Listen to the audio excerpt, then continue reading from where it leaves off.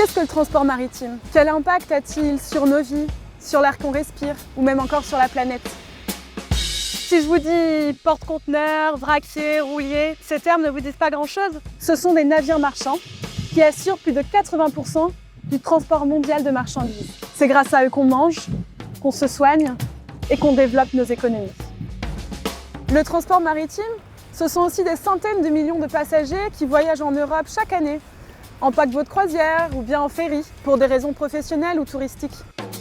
Si vous ajoutez à cela les navires militaires, les bateaux de pêche, de recherche scientifique ou même encore de compétition, ce sont au total des dizaines de milliers d'engins flottants qui parcourent chaque jour les mers et les océans et qui brûlent beaucoup de carburant.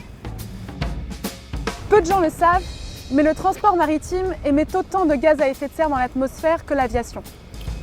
Le fioul lourd, utilisé dans les cuves des navires, est le carburant le plus polluant qui existe aujourd'hui. Son utilisation est responsable de plus de 50 000 morts prématurées chaque année en Europe à cause de la pollution de l'air.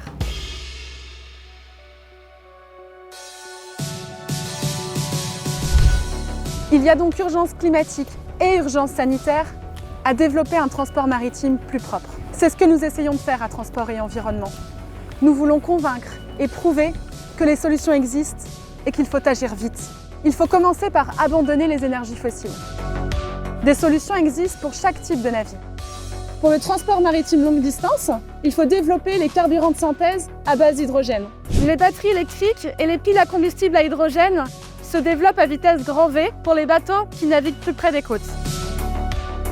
Une autre idée simple est de raccorder les navires à l'électricité du port une fois à quai. Le problème, c'est que toutes ces solutions coûtent cher. C'est pourquoi il faut aussi en parallèle revoir la fabrication des navires pour réduire leur demande énergétique.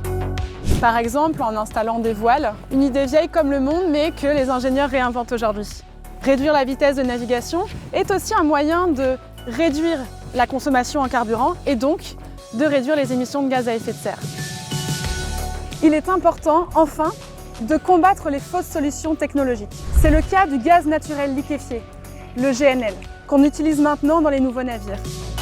En réalité, ce gaz est responsable de fuites de méthane, tant au niveau de l'extraction que quand on l'utilise à bord du navire. Ce méthane réchauffe notre atmosphère 80 fois plus vite que le CO2.